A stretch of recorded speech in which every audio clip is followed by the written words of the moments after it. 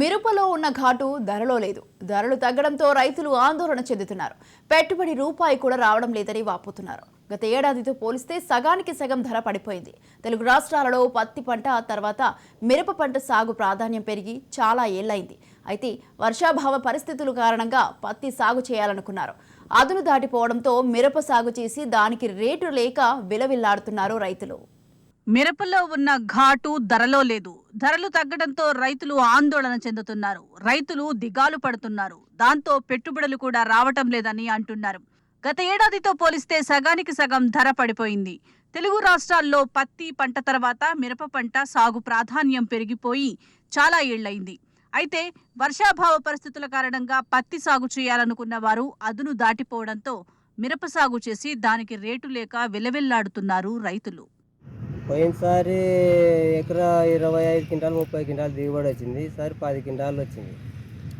మహా అంటే మళ్ళీ 8 క్వింటాలు వస్తే మస్తు 2 ఎకరాల మధ్యలో.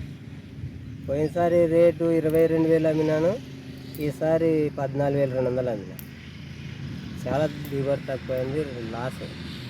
గవర్నమెంట్ కొనింటే బాగుండు.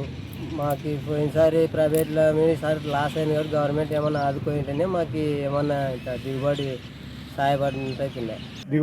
దిగుబడి లేదు. ఎరువులు ఎక్కువైపోయినాయి, రేట్లు ఎక్కువైపోయినాయి, లిక్విడ్ ఎక్కువైంది, మందులు కూలీలు ఎక్కువైపోయింది. కూలీలకు ఒక మంచికి వచ్చేసి 400 రూపాయలు అవుతుంది. చాలా దిగుబడి లాస్ అయిపోతున్నారు. రేటు వచ్చేసి 12,000 13,000. అసలు పోయిన సంవత్సరం తాలుగా కొద్ది అధ్వానంగా అయిపోయింది. ఈ సంవత్సరం చాలా ఏం చేసుకోవాలో అర్థమైతలేదు రైతుకి. గవర్నమెంట్ ఎక్స్పోర్ట్ ఇస్తే ఏమన్నా అప్పుడు రేటు పెరగవచ్చు. జోగులాంబ గద్వాల్ జిల్లాలో గతేడాదితో పోల్చుకుంటే మిర్చి ధర సగానికి సగం పడిపోయింది.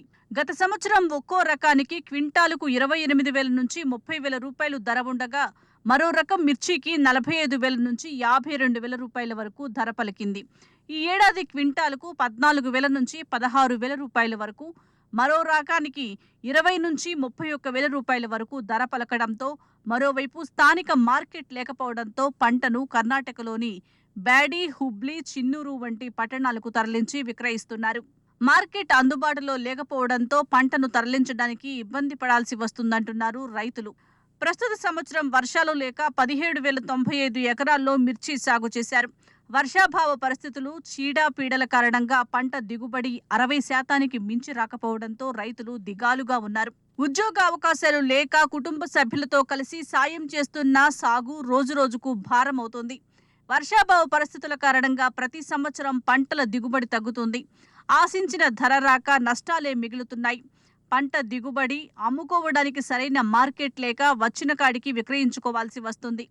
పంట అమ్మకానికి సరైన మార్కెట్ సౌకర్యాలు కల్పించి మద్దతు ధర ఇవ్వాలని రైతులు వాపోతున్నారు. లేని పక్షంలో మరో మార్గం చూసుకోవాల్సిన పరిస్థితులు ఏర్పడతాయని మిర్చి రైతులు ఆందోళన చెందుతున్నారు.